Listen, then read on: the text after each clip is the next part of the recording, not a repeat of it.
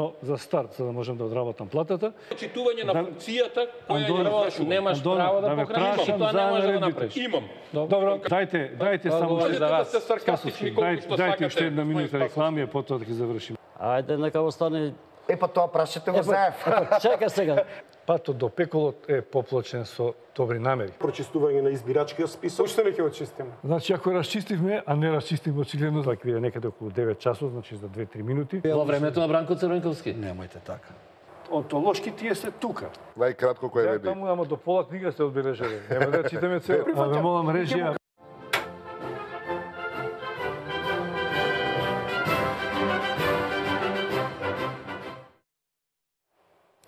Почитувани играчи, добро вечер во Аргументи. Денеска е петок, голем ден за христијаните. Великден, го славиме Великден. И ќе се обидеме да објасниме зошто Великден е голем христијански празник со моите вечерашни гости. Доктор Липчо Ристовски, доктор по теологија, добро вечер. И професорот Цане Мојановски, универзитетски професор. Добро вечер, господин Мојановски.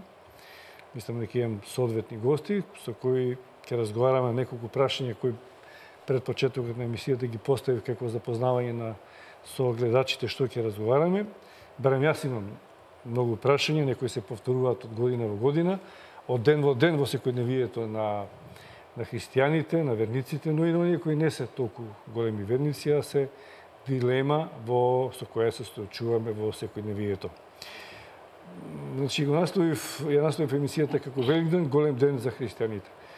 Звучи тевтолошки, но ајде со вас, господин Ристовски, зошто Великден е голем ден воопшто, во духовниот живот на верниците, па и оние кои не се толку верници? Христијанството генерално е постулирано на 4 мистични столба. Првиот мистичен столб е телесната објава на живиот Бог или раѓањето на Христос, нели преку Дева Марија. Вториот мистичен столб е воскресението. Фактички станувањето од мртвите. Значи, живиот Бог кој што се дочеше на земјата, во дадена ситуација пострада за гревовите на човештвото и преку воскресението покажа дека тој е патот, вистината и животот и тој е победата над смртта. И сега ова звучи малку теолошки. Да довршам, и вознесението на Светиот Дух е уште еден од тие мистични столови на христијанството. Значи, и излевањето на Светиот Дух. Се тоа 4 мистични столба на кои што почива христијанството. И сега, се тоа можеме ние да го сватиме и разбереме преку дефиницијата од посланието до евреите, 11 глава, 1 стих, каде што верата се дефинира како жива представа за нашата надеж или нашата сигурна увереност во надежта за спасението, нели, и постојано докажување на она што не се гледа. И сега ние преку таа вера треба да ги разбереме овие мистични столбови и секој од нас, нели, во личностен однос со живиот Бог да изгради собствен став за тоа дали ќе верува или нема да верува. Сега, зошто Великден е голем христијански празник? Затоа што тоа е круна на целото сведоштво кое што Христос му го објави на човештвото, односно целото сведоштво со кое живиот Бог му се објави на човештвото и ни го покажа нам патот, вистината и животот, како ние да дојдеме до спасението, односно до победата над смртта. И пораката е дека со смртта не завршува се, него после смртта доаѓа воскресението што Христос ни го покажа со нели личниот пример. Дојде, пострада, беше распнат на крстот, умре, но и воскресна за 3 дни, нели, на очиглед на маса народ, и па натаму тоа воскресение ги одржа апостолите и го одржува христијанството до ден денешен. Преку силата на верата во воскресението, христијанството фактички се одржува повеќе од 2000 години. И тоа се добива само во личностен однос со живиот Бог, оно што православието го нарекува личен опит. Нели, преку покајанието, преку посветеност во молитва, преку понизност да си ги признаат луѓето гревовите. Духовната парафраза е дека жртвата на крстот треба секој од нас да си ја понесе, односно секој од нас во молитва понизно да го растне телесното во себе си, нели она греовно и телесно што притиска кај човекот, да го растне на крстот Голготски, да го растне телесниот човек и да може да се роди, нели да воскресне новиот човек во него. Пораката за воскресението треба да делотвори карактерна промена кај луѓето, но и да животвори нов живот кај секој еден верен. Отворивте многу прашања кои би сакал да ги дообјасниме. Професоре, спасението и гревовите. Ние сме грешници. Луѓето се грешници, само Господ е безгрешен. Но дали една молитва, условно речено, е доволна да не спаси од гревовите кои може би секојдневно намерно или ненамерно ги правиме? Или треба нешто во она крајна инстанца од воскресението, од задгробниот живот, од пеколот и рајот, кои што се давени како еден суд за тоа кој како живеел, треба да не натера да станеме подобри луѓе.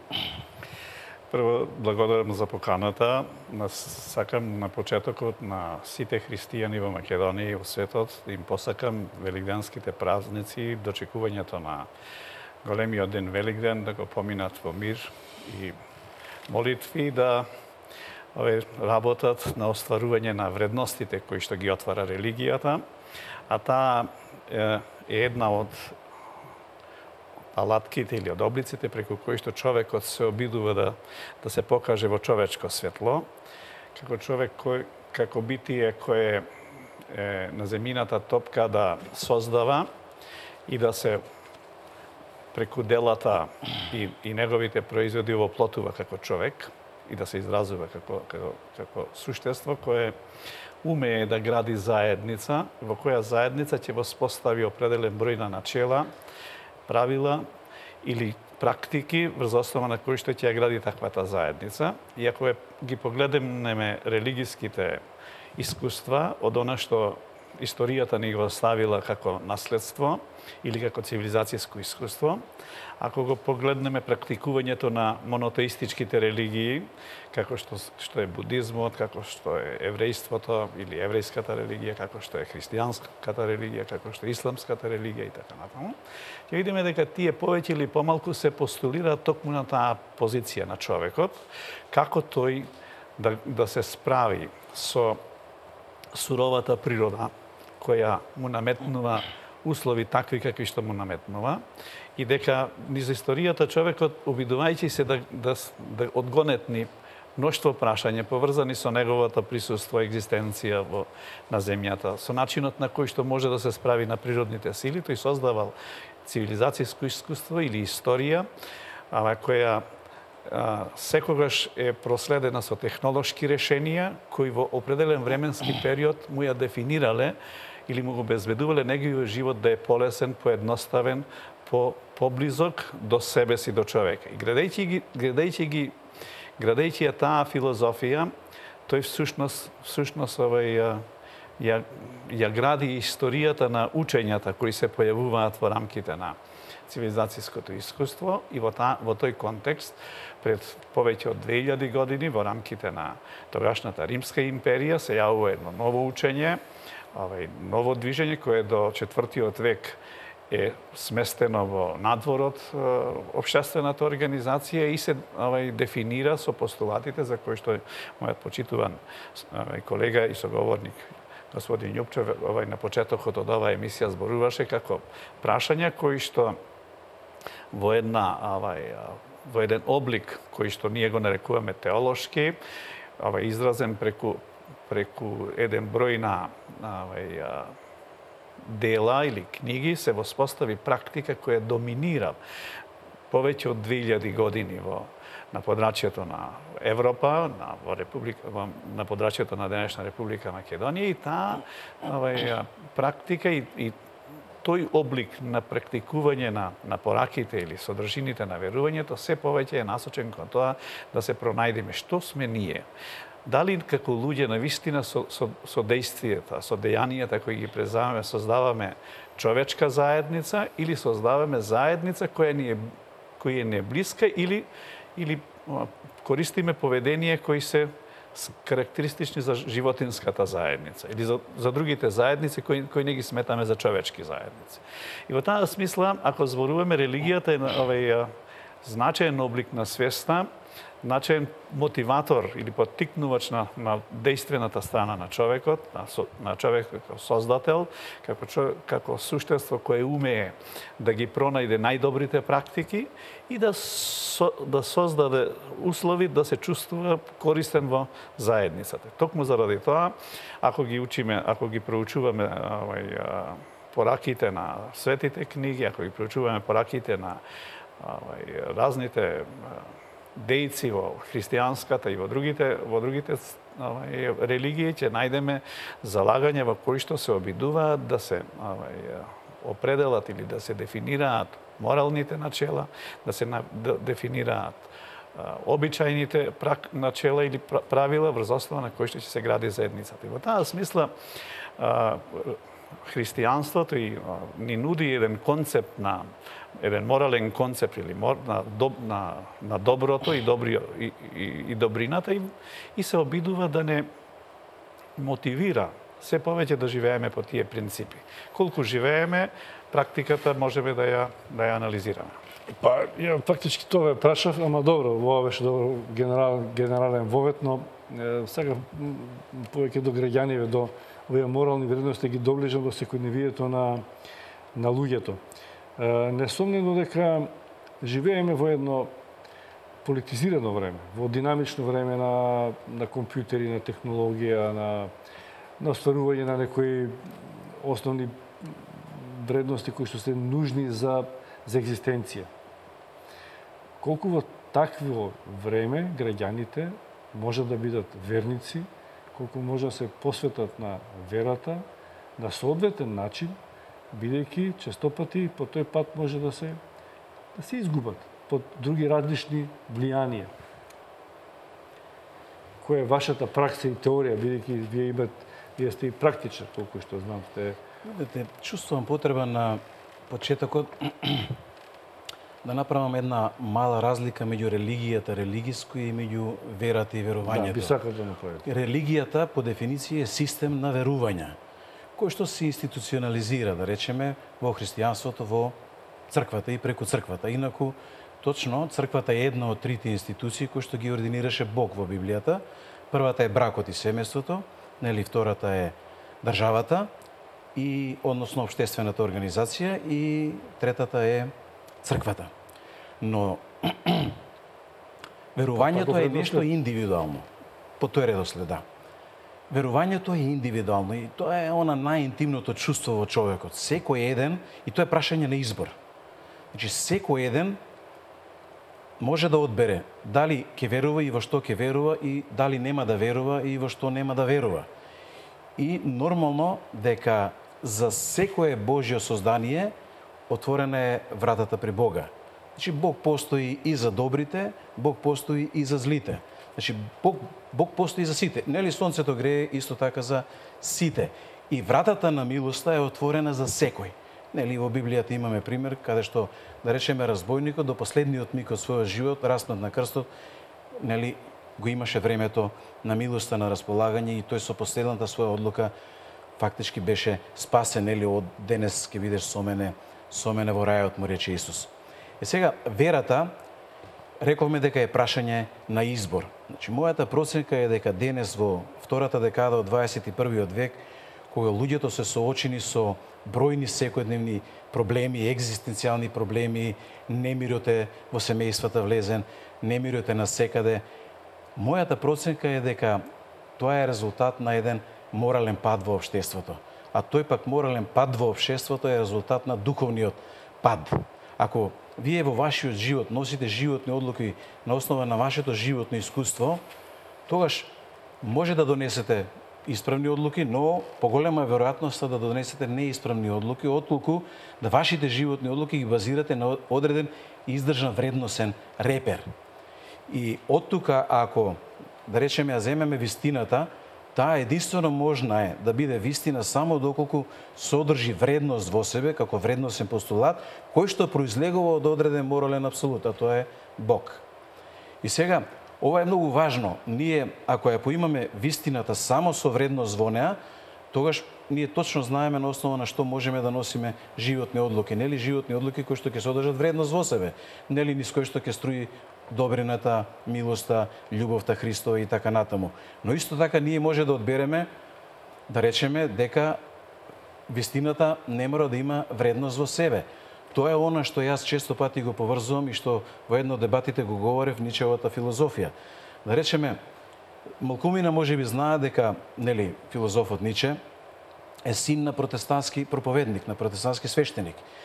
И тој тргнал под стапките на татко му, почнал да проповеда и за време на универзитетските денови тој добил и највисока универзитетска награда за најдобро одржана проповед.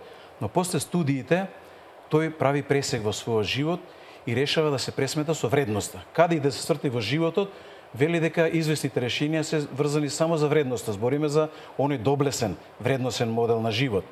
И од тука тој, пресметувајќи се со вредноста, гледа дека таа е директно поврзана со одреден морален апсолут. И од тука таа вистина нема одговара во животот. Сака едноставно да биде ослободен од пранги од ограничувања.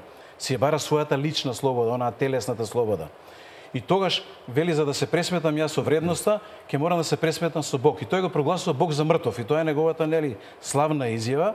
Бог е мртов. Од тука, ако е Бог мртов, немаме морален апсолут кој што ќе ја држи вредноста за вистината и тогаш тој доаѓа до својата вистина.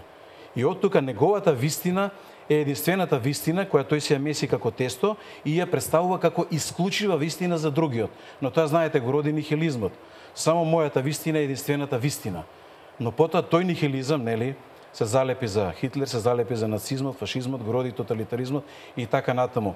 Дури и самиот Ниче вели дека историјата не познава наследство кога имате различни мислења, но познава наследство кога имате исклучивост во своите различни мислења, кога вашата вистина издигнувате на ниво на догма и велите дека само таа е единствената вистина, вие сте исклучиви кон другиот и тоа секогаш води во наследство. Сакате тоа, прелејте го на полето на политиката, ќе дојдете до одговор на многу прашања и за денешната политичка криза во Македонија, ако сакате и во многу политички кризи во светот. Од тука, со ова сакам да доближам дека верата е важно прашање во животот на граѓаните, дури и денес, во вторава декада на 21 век.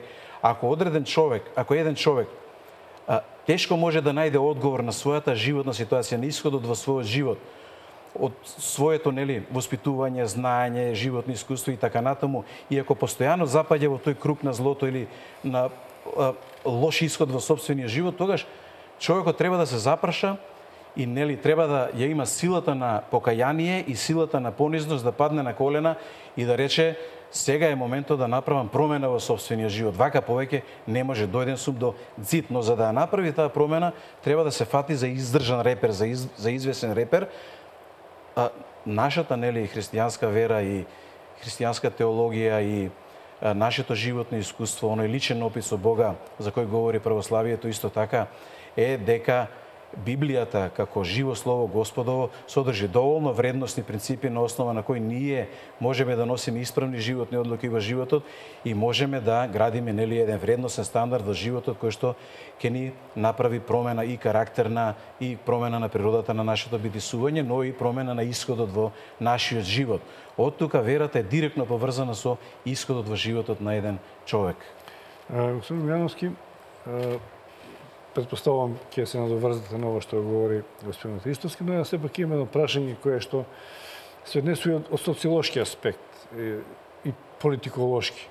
Може би личен став ми е дека за време на комунизмот во едноумието верниците и граѓаните не беа толку блиски до црквата или до верата, или беа принудени да ја практикуваат на еден поиндивидуален начин, иако и тогаш и многу поодамна македонците и на луѓето на Балкан, христијаните, и во најтешки времења биле посветени на Бога. И кога била забранета религијата, и во времето на атеизмот, во современото живење.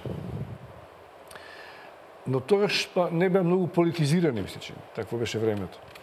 Дали имаме сега една чудна ситуација да после едноумието со почетокот на плурализмот и ослободувањето на начинот како луѓето ќе практикуваат религијата или верата за која што говори Христовски, се вратија повеќе кон одбележувањето на овие значени празници, кон црковните обичаи, кон религијата, но и се политизира. Дали е баш така или не е до таа мера на која што мислам дека се случуваат некои работи како сега што ги гледаме во последно време? Одговор од типот на некоја по-јасна одредница има да, не и така натаму е тешко да се даде, но има неколку нешта за кои што треба да проговориме вечерва. Професорот Вуко Павичевиќ во неговата социологија на религијата, кога се обидува да го објасни прашањето на индикатори, зборува за индикатори на верата и за видови вера, за што прашањето го отвори почитуваниот соговорник господинот Љупчо, вели дека постојат два индикатори на кои можеме да ги отемелиме нашето наблюдување околу тоа каква е состојбата со верувањето, вероисповеста, со религиозноста, која е многу поширок поим од овие два поими, а тоа е поврзано со индикаторот за идентитетот или за идентификацијата. Има една група социолози, општествени научници кои зборуваат дека еден значителен дел од граѓанството или од луѓето после падот на Берлинскиот зид и после падот на комунистичките режими, значителен се свртија кон верските организации, верските објекти или кон религиските практики, кон верувањето, како резултанта на потребата да се најде, да се припаѓа во определена заедница, како облик на идентификација.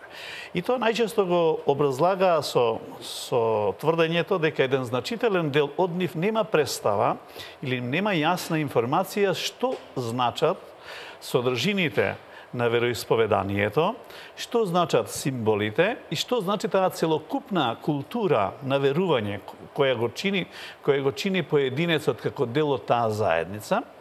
И вториот индикатор за кој што вели професорот Павичевиќ се однесува на партиципацијата, на учеството во верскиот обред.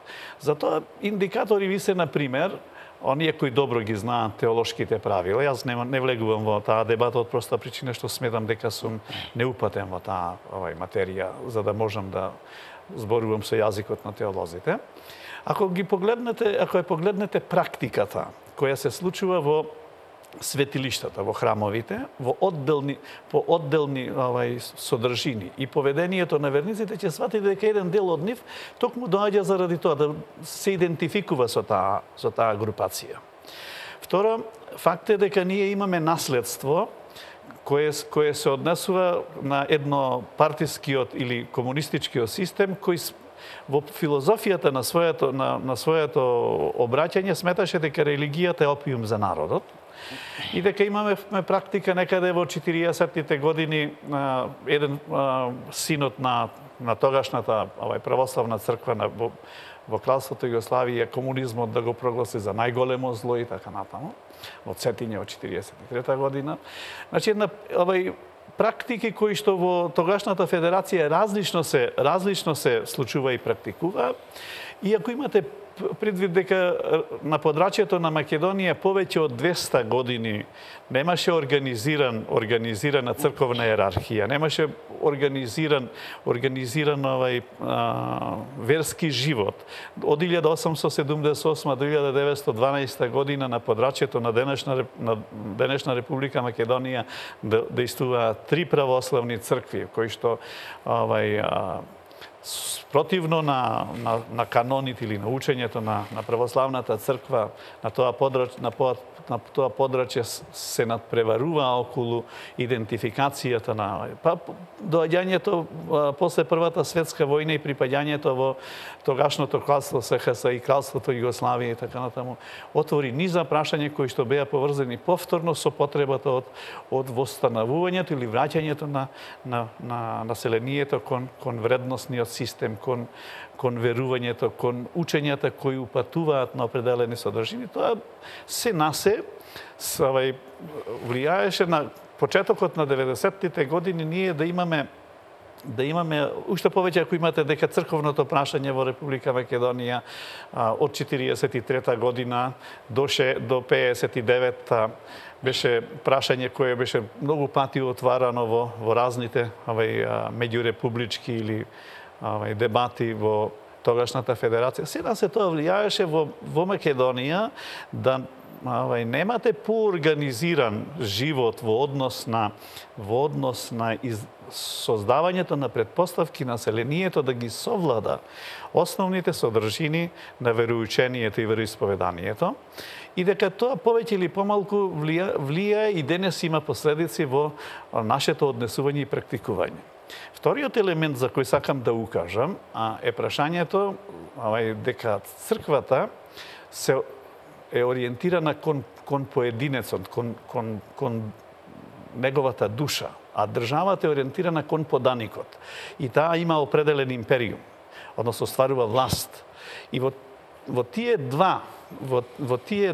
тие две сфери настануваат определени интеракции кои низ историјата имаат различни содржини, но е карактеристично кај нас дека особено при крајот на 20-тиот век, особено последните години, почетокот на 21-тиот век, почнуваат да се јавуваат интереси и интенции за позначително вклучување на црквата и црковната организација во политичките процеси.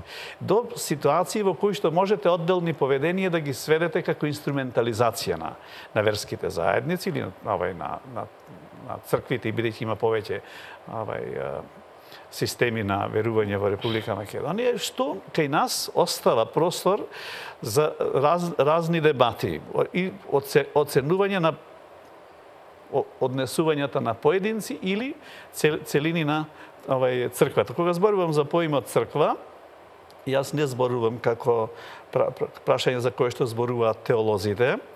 Во таа смисла, кога зборувам за црква, зборувам за овај видливиот или организацијскиот дел кој е дел на општествената заедница, не зборувам за другите карактеристики на тој поим кој што има една друга димензија, доколку разговарате со теолозите, тие ќе ви ги отворат и другите прашања кои се поврзани. Делот тие прашања вечера и нашиот соговорник ги отвори, но во секој случај, значи овде зборуваме за таа видлива или општествена положба на она што е задолжено за организацијата, за создавањето на предпоставки луѓето да можат несметано да изразат својата вера и вероисповедание. Ќе направиме пауза за реклами, а потоа ќе продолжиме на оваа тема за која што веќе заврши господинот Мојановски. Сакам тој делот од теолошки аспект малку да го објасниме.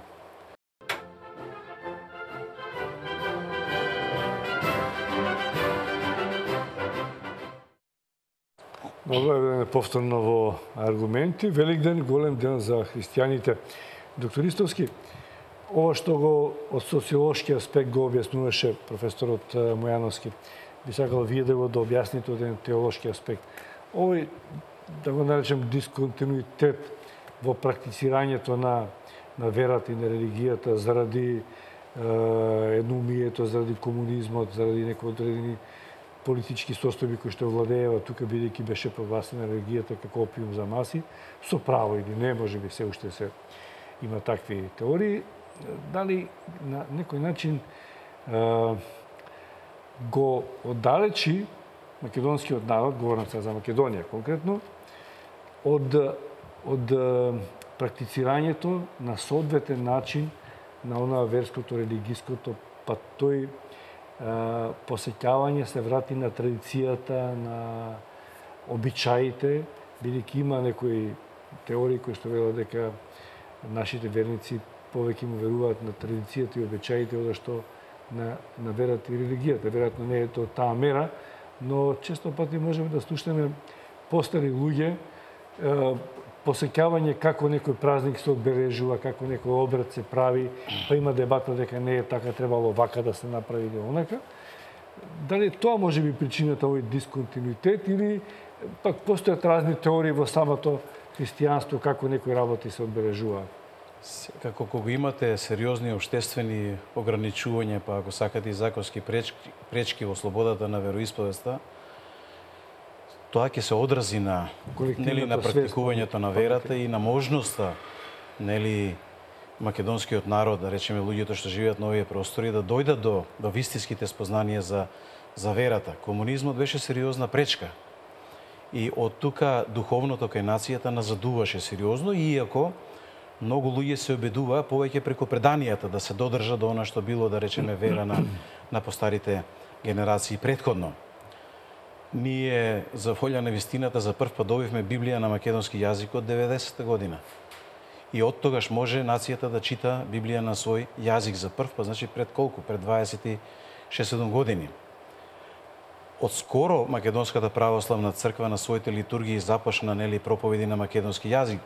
До пред неколку години литургиите и проповедите беа на старословенски јазик. Голем дел од тие обреди што ги вршеше црквата беа на старословенски и луѓето не ги разбираа. И од тука, кога немате слободен канал за пристап до познанието на вистината, на начин на кој што тоа го вели живото слово, тогаш преданијата ќе си ја заземаат својата позиција и на празниот простор, традицијата исто така ќе си заземи и обредноста и обичајноста ќе станат доминантни во тој дел, но од тука нацијата повторно ќе биде оддалечена од вистинскиот канал на спознание на таа вистина. Но да одговориме на ова прашање кое што беше дилема. Црквата беше една од институциите која што ординираше Бог. Но внимавајте, поимањето во теолошка смисла и во библиска смисла на црквата е како еклезија, како заедница на верни кои што се водени од Духот Свети. Од тука тоа нужно не значи дека одредена црква ќе биде спасителна црква за одредена индивидуа која што верува. Од тука може да извлечеме ниту православието, односно црквата во православното христијанство е директно спасителна, ниту во католицизмот, ниту во протестанството.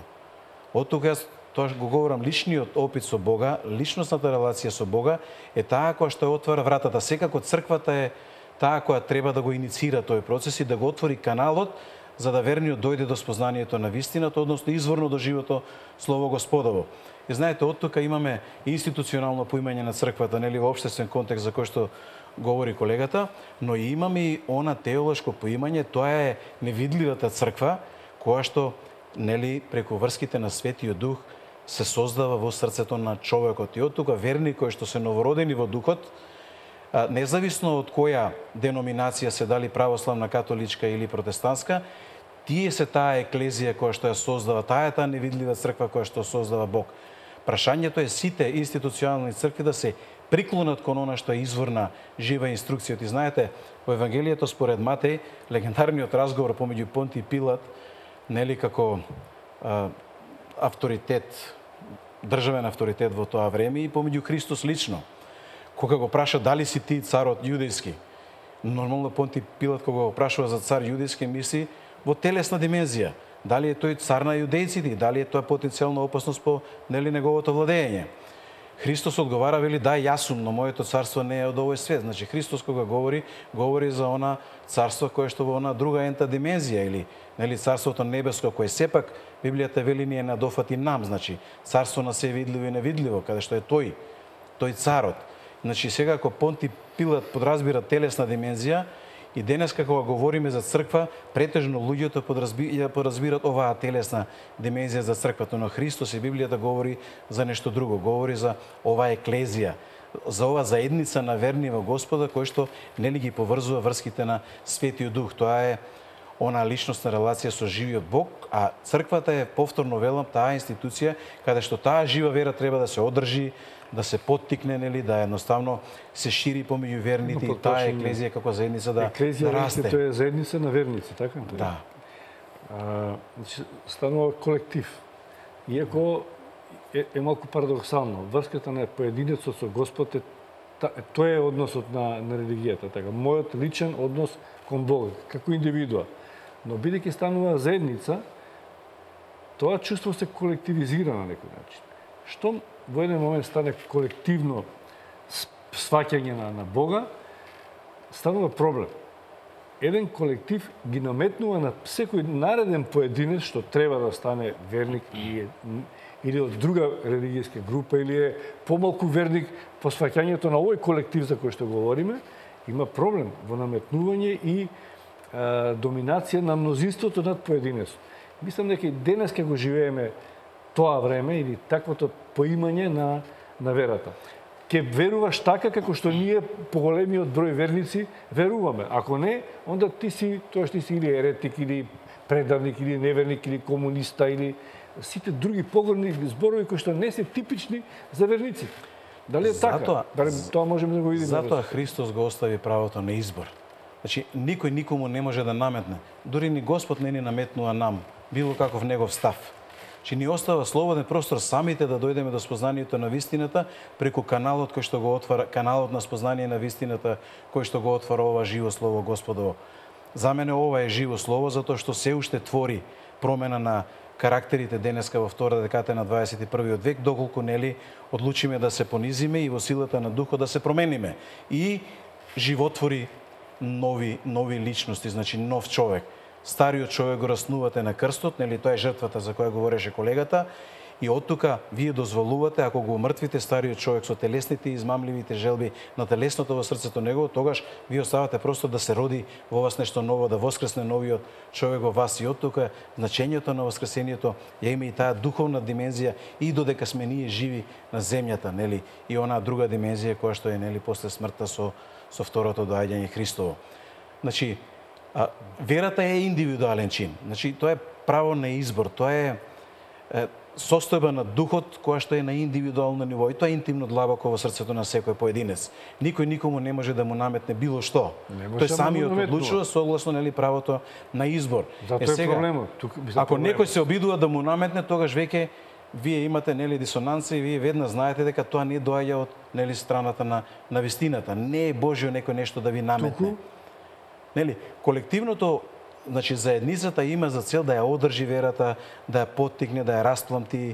Едноставно, објавата на Светиот Дух да биде поголема, нели, во заедница. Иако верата е индивидуална, тоа не исклучува заедништво. Нели, во заедницата сите се охрабруваат, едни со други се поттикнуваат, ако падне едниот верник, другиот го подкренува.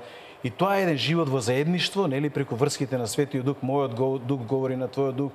И така верните се храбрат, се поучуваат во словото, нели словото праќа и опомена, порака, pouка, изобличување во правда и правичност. И во таа заедница, поучувајќи се сите во таа вистина од живото слово, нели се охрабруваат, се одржуваат во верата и растат во спознанието на вистината и растат во присноста со Бога. Затоа е заедницата. Иначе индивидуалното чувство, индивидуалната вера на секој поединец е основата на која што доаѓаме ние до спознанието. Црквата е таа што треба да ги поттикне овие процеси. Професор, сепак ќе останам на прашањето. Мислам дека во општеството, како социолошки феномен, колективите наметнуваат свои ставови околу тоа како го восприемале некоја вистина. Па дури и во религијата, во верувањето. Ние сме сведоци и денеска и во соседството, и во поголеми општествени групи да се обидуваат да се наметне дека ние сме верниците и постојат некои неверници. Од она што е есенцијално, а тоа е добрината, да бидеш подобар, ние стануваме полоши. Ние веднаш обвинуваме и судиме. Иако тоа е главната грешка што може да им се случи на верниците. Да судат. Се знае кој може да суди. Само Господ. Ние не можеме да... Така ли? Ако не грешаме. Не сум голем познавач, ама стануваме судии. Навистина, тешко е да сите прашања за кои се одговорија да искоментирате или да кажете по една реченица, мислам, уште 2 емисии ќе ни требаат. Ако ја погледнете историјата на човештвото, еден Аристотел ќе ви рече дека човек сам е звер или Бог. Значи, човекот екзистира во заедница. Оттаму се влече онаа позната теза за зоон политикон. Ако погледнете историјата на христијанството, ќе погледнете дека во христијанството настануваат неколку клучни периоди во кои што настануваат определени деноминации. Тие најчесто настануваат по разликите кои се отвараат за тоа како се практикува вероисповеданието. И во основата на христијанството е дека човекот е грешен. затоа доаѓа крштевањето и перењето од првобитниот грев.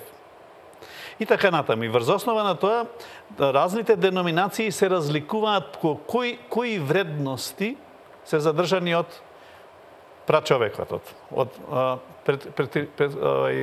од праведниот човек, кој што е протерен. Тоа е далеко од Бога. Господ е един и религијата. Значи сега зборуваме за она што зборува професорот Павичевич, дека станува збор во однос на верувањето. Имате еден теолошки пристап или еден догматски пристап во кој што апсолутно е прифатливо само она што е утврдено со светите книги и дека тоа е вториот искуство вели дека верувањето е резултанта и на специфичностите на заедниците кои живеели, така наречено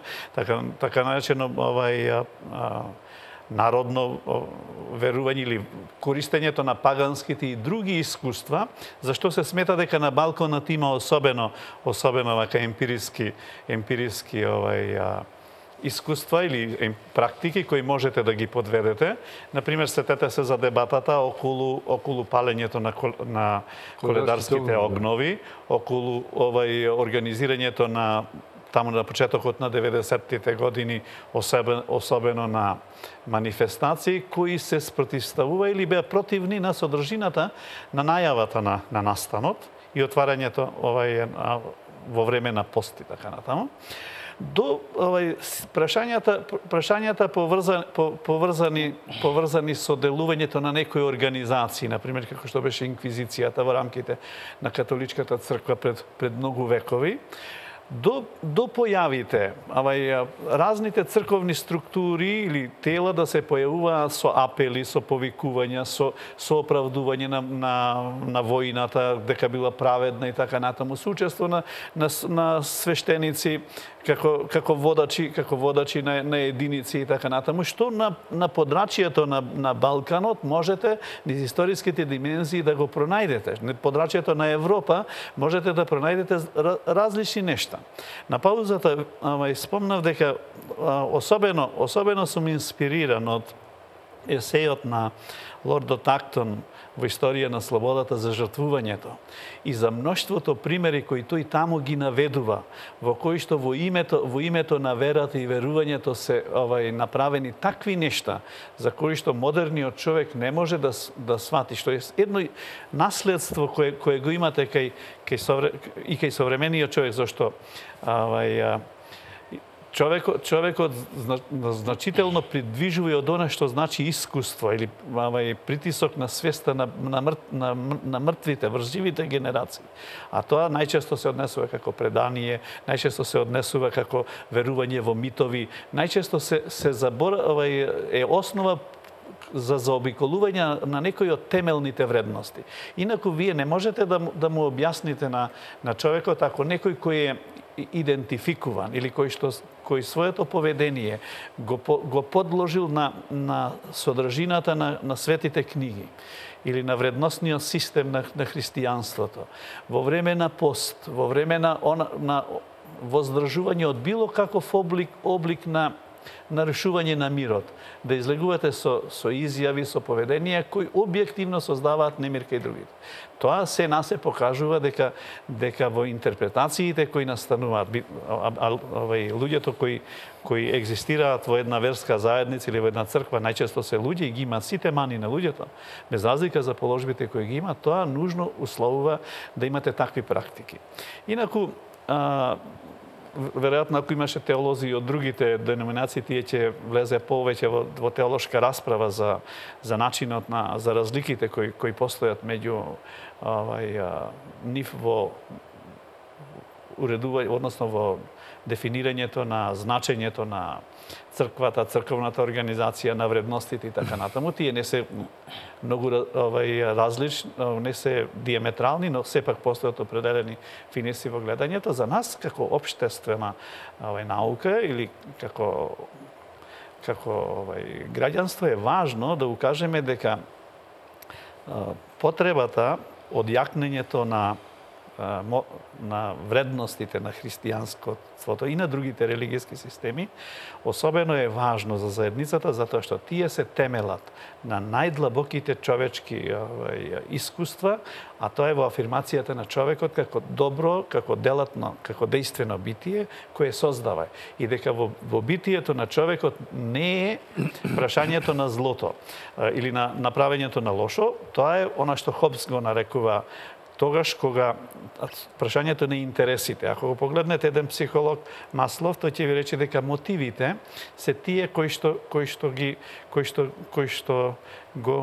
ги димензионираат човековите поведенија, а тие се тесно поврзани со целта, а целта е поврзана со вредностите. Оттаму значи, ако го наблюдувате човекот, тој нужно има една акциона димензија на отстварувањето на потребите кој се нарекува интерес. И тука настануваат расцепите. Тука се јавува тезата кога поданикот ја губи врската со човекот верник.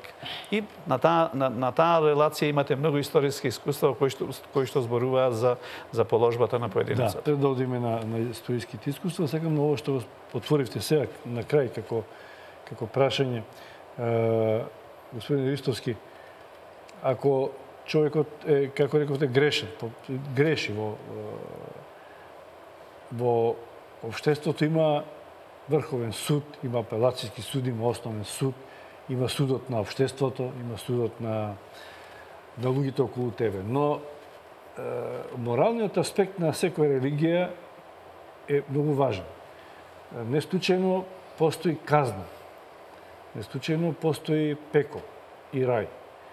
Како врховен демиург од кој што веројатно како крајен страф не од овој суд земскиот, него од другиот суд кој што е вечен.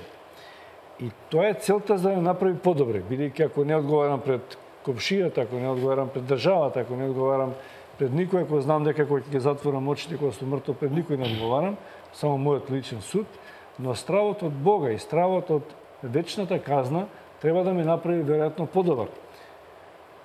Но не секогаш се успева во тоа. Дали начинот на пренесувањето на основните вредности во црквите од било која номинација за која што говори професорот е далечна, неразбирлива, оттуѓена, па забораваме во секојдневниот живот што треба да правиме за да бидеме подобри кон ближниот свој и обично сме лоши и тоа е најчесто кон ближниот свој. Па смислата на живото слово Господово не е да покажува со прст на другиот и да се занимава само исклучиво со казната. Иако за волја на вистината словото вели дека казната за гревот, нели, кој што словото го нарекува смртен е смрт. Значи секој грев се сноси последици. Човекот ќе си ги сноси последиците за гревот, но концептот на опростувањето дава една друга димензија. Да речеме, христијанската теологија и Библијата говори за концептот на опростување. Нели, се додека трае времето на милоста, тоа е она авансирана милост за која што говореше Весли на времето, ние сите сме под времето на милоста и сите можеме, нели, до последниот здив, значи со секој миг што ни го дава Господ како дар на животот, ние сме под времето на милост и имаме право да влеземе во концептот на, нели, покајанието и во понизност ние да побараме опростување на нашите гревови, како што вели Исаја, вашите гревови и да се алово црвени, и јас како снег ќе ги побелам, вели Господ. Значи, концептот на опростување е клучниот концепт во христијанството. Иако тоа не ослободува, нели, да си ја платиме казната за сторениот грев. Сега, какво тоа значење може да има денес за нас? Точно и во правосудниот систем се преземени овие концепти, да речеме од Библијата, дека, нели, секој ќе си понесе казна за стореното кривично дело кое што, нели, општеството ги дефинирало во кривичниот законник, кои се кривичните дела и така натаму. И на таа основа, да речеме, има повеќе видови на правда, меѓу кои ресторативна, ретрибутивна и така натаму, и ние веројатно ќе се движиме кон неколку видови на правда кои што, нели, ќе го имаат овој теолошки концепт на опростување во својата димензија. На Запад постои ден на благодарноста, ден на ова. прочка, може не е најголемиот христијански празник, ама ми се чини треба да биде тоа. Ние многу формално проаѓаме преку простувањето на своите. Баш ова за што вие говорите е типично да христијанството се простува. Кај нас нема крв за крв, зап за зап, око за око. Имаме, ако те удри тебе, некој тебе другиот образ да му го заватиш, да му вратиш со леп. Значи, тоа е голема филозофија по дефолт, која ние не ја применуваме секојдневно. Духовното говори така, дека треба да постои опростувањето, но ние се уште во нашата практика живееме зло за зло. Знаете, злото го раѓа злото. Јас често пати говорам, дури и во политичкиве дебати спомнувам дека ако некое зло е насочено кон мене, тогаш тоа го бара злото во моето срце да се мултиплицира, да се размножи. И сега затоа христијанството вели на злото вратете со добро. Тоа е една друга духовна димензија и во тој случај злото нема партнер за размножување и тоа ќе вене, едноставно ќе исчезнува.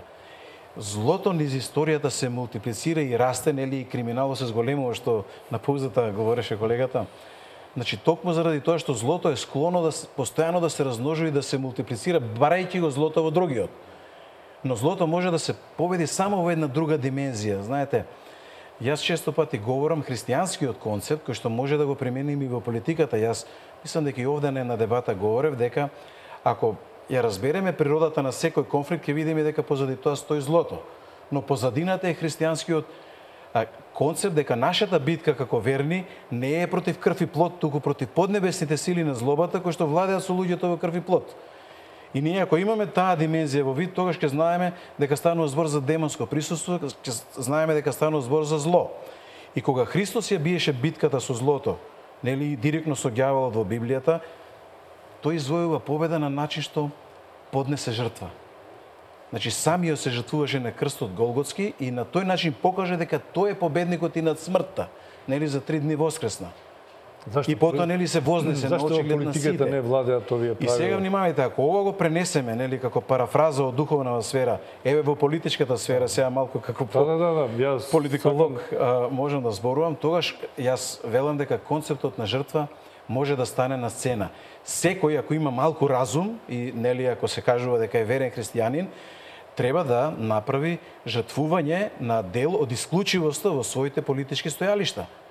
Значи, во дадена ситуација не може сите да добијат. Па тоа, нели, германската канцеларка Меркел го вели, компромисот е подеднако никој да не биде задоволен. Значи, секој мора да поднесе жртва во дадената ситуација. Значи, мора да жртвува дел, мора најпрво да жртвува исклучивостот и таа ќе роди насилие. Во услови кога институциите не ви функционираат, ќе се прелее на улицата. Тогаш улицата ќе го решава спорот и конфликтот, а при решавање на спор и конфликт на улица секогаш се раѓа насилие. Да, така. И станува збор за христијани, па ние имаме внатрешен конфликт, внатрешно национален и едните и другите се христијани, нели, православни христијани. И тука немаме, исклучивост е сериозна и тука веќе сме на прагот на насилство. И тоа е Библијата. Така се мултиплицира злото, така се раѓа и така тоа расте, се размножува. И еве една обична духовна примена на духовна закономерност во обичниот живот, да речеме во политичкава ситуација во Македонија. Од друга страна, ова што вие го говоревте пренеска дека колективитетите наметнуваат правила кои што, да речеме, ја негираат индивидуалната волја, определба, ако сакате, и вера на поединците. И католичката црква се обидуваше, нели, преку нивните канони во тие концили собери, ватикански собери и така натаму, да ја наметне со правила, со канони.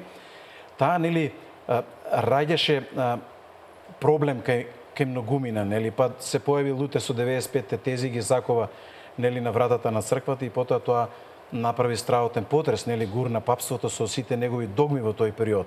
Иначе, еве една догма, ајде, ако сакате, прашањето на одвоеноста на црквата од императорот првпат се појави на првиот латерански собир. Ватикански латерански собир, зборам за католицизмот. Тоа беше некаде 1123 година, мислам, првиот собир. Ако сакате, на четвртиот латерански концил или собир, Ватикан ги жигоса евреите. Да речем и рече тие ќе се облекуваат во посебна облека. И нема да се мажат, женат евреи со христијани. Значи, фрли печат врз евреите. Стигмата падна на четвртиот латерански Ватикански собор. И внимавајте, после долги години, да не речем можеби не цел милениум, Хитлер на основа на тие канони донесени на тој четврт латерански собор ја гради својата теза дека нели евреите се главните непријатели и нели ариевската раса има супремација над сите останати и тогаш тој ги жиго се евреите, нели носеа посебни траки и така натаму. Сакам да кажам дека оваа догма, овие канони на католичката црква придонесува после нели неколку векови да некој ги прифати како такви, жиго со да речеме одредена нација или народ и на основа на тоа донесе закони нели во нацистичка Германија и настана нели Холокаустот. Имаме тука представник на католичката црква, можеби ќе има друг став околу тоа. Добро, они ги менуваа потоа. Да, ќе направиме пред да ви дам збор, професоре, уште еден блок реклами. Хитлер беше голем католик, се кажуваше самиот себе си дека е посветен католик.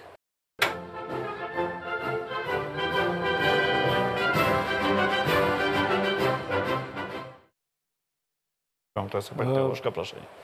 Еве не во аргументи, професор Мојановски, една синтагма од комунизмот, каде што рековме дека религијата е опиум за народ. Таа не е случајно исфрлена, веројатно. И некако сега со страв сите во ова ново плурално време се плашиме да се навратиме на тоа, но се чини дека некои дубиози кои што произлегуваат од толкувањето и практицирањето на верата и на религијата, може би не религијата, но дали често пати црквата може да биде во ситуација да создава опиум за... Може би кај нас уште не е до таа мера, бидејќи имаме еден дисконтинуитет за кој што говоревте вие и вечерва, ние не сме до таа мера дојдени, но во дел од историјата на човештвото веројатно имало ситуации за кои што испоменавте, каде што била во таква ситуација, каде што може би треба малку со резерва да се коментираат новите состојби околу влијанието врз човечкото поведение. Сакам да кажам дека историјата на христијанството е повеќе од 2000 години, има толку емпириски искуства, што ако почнеме да ги афирмираме само негативните, веројатно ќе треба денови и денови да наброиме дел од поважните. Ако ги набројуваме само добрите искуства или практики, исто така, и дека ние најчесто се задржуваме на одделни прашања кои повеќе или помалку имаат рефлексии во модерното општество и на модерното поведение, модерниот човек. Модерниот човек е изгубен човек, тој е оттуѓен човек.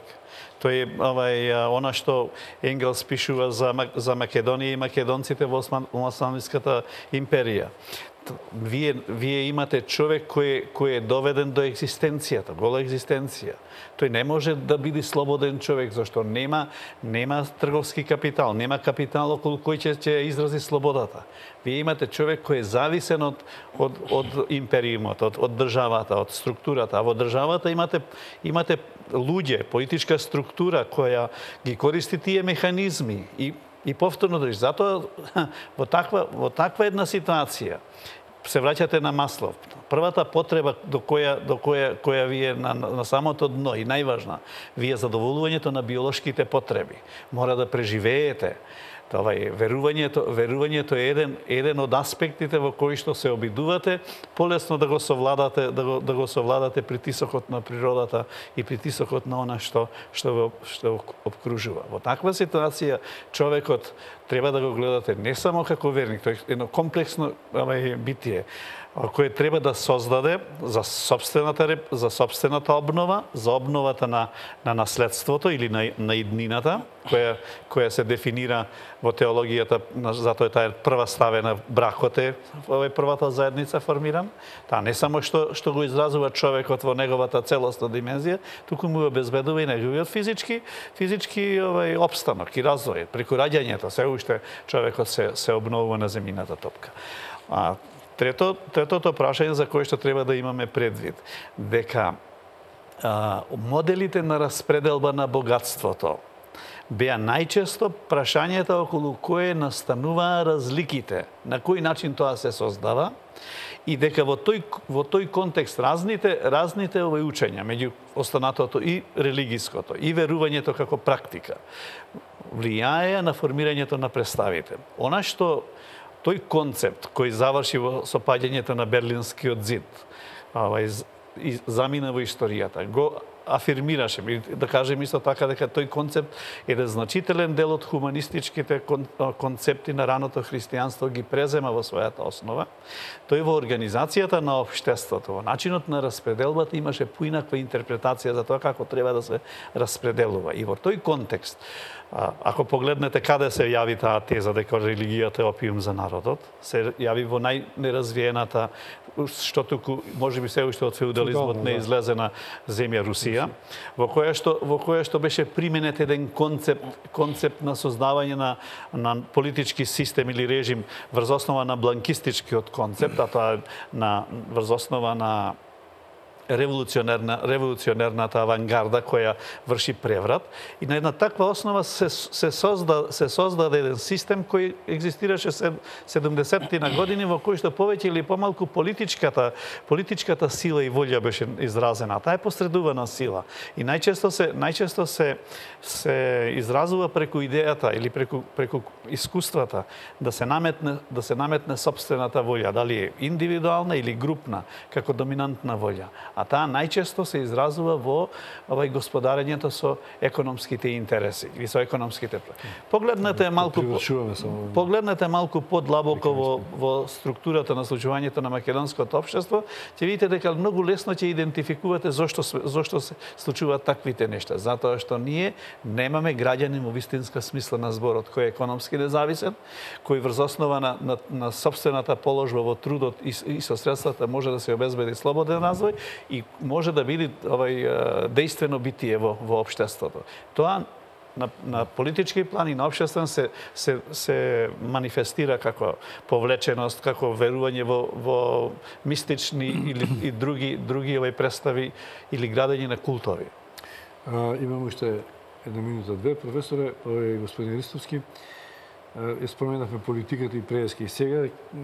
Сепак се ова дебати политички, но денот е тако што не можеме експлицитно само за политика да говориме, но е дел од нашето живење, па и религијата и црквата стануваат на некој начин дел од политиката. Иако има едно прашање што е интересно. Дали во православието има еден обичај на свештеното лице да му се баци рака? Дали политичарите придоа му ја баци раката на црквата или имаме обратен случај кај што свештените лица и црквата одат на поклонение кај политичарите? А тоа, веројатно, како пример го следат и верниците. Не го објасниме прашањето на секуларизмот. Тој во суштината подразбира одвоеност на црквата од државата, одвоеност и не мешање на црквата во управувањето со државата. Од тука државата мора да биде подалеку од црквата и црковните првенци мора да бидат подалеку од нивната желба и аспирација да се мешаат во управувањето со државата. Нели тоа прашање пред неколку века со првите амандмански измени во американскиот устав е внесено, но е прифатено и во сите модерни устави во современите демократии кај нас. Сега во оваа ситуација додворувањето на одредени политички првенци на црковните лица е прашање за мене на невкус и тоа не е библиска основа, не е библиска инструкција. Значи почита стои, да речеме, према црковните првенци, но тоа е додворување. Тоа вие сакате да покажете кај народот дека сте многу верни и дека едноставно вие ги прифаќате практиките на црквата, надевајќи се дека тоа ќе ви донесе политички поени. Но тоа е многу невкусно во дадена ситуација. Дури и воопшто бацувањето рака на свештеници од страна на верниците не е библиска инструкција. Не градиме ние култови од луѓе. Нели, на прво место во секоја наша мисла, збор и поставка, нели, во нашата вера е нашиот Господ и Спасител Христос во христијанската вера. И од тука свештениците се само лица кои што треба да го воведат човекот во верата, треба да му го отворат каналот да дојде до спознанието на вистината, до толкување на ова живо слово, да го подкрепи како да дојде нели до таа фаза на понизност, покаяние, нели и новораѓање во дух и вистина. Значи свештените лица има света задача да работат нели со луѓето, со граѓанството, да им го покажат патот, вистината и животот. Најпрво треба да го покажат преку нели лично сведоштво, преку своите дела, преку исходот во нивниот живот.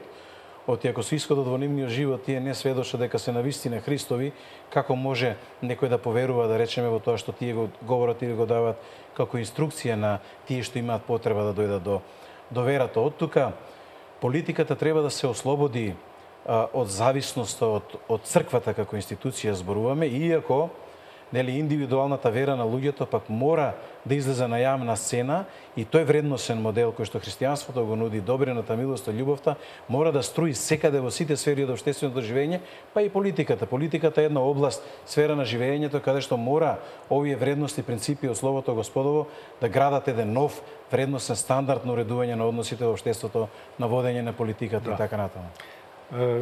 Завршуваме тука ова за улогата на свештените лица како показател. Имаше еден мој професор, знаеше да рече дека Дано, каде сте видели дека патоказот тргнал по патот. Тоа само го покажува каде е патот.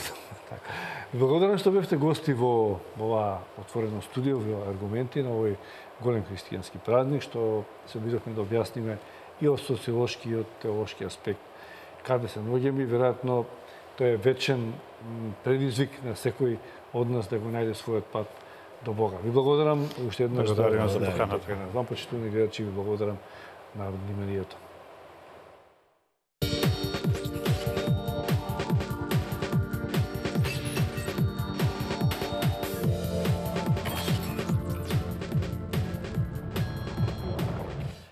Но за старт, за да можам да одработам платата, Почитување на функцијата која ја Антон, извршувам. немаш право да покажеш, Имам, тоа не може да направиш. Имам. добро, дайте само Можете уште да сте саркастични колку што дайте сакате. уште една минута реклами, а потоа да ги завршиме. Ајде, нека остане...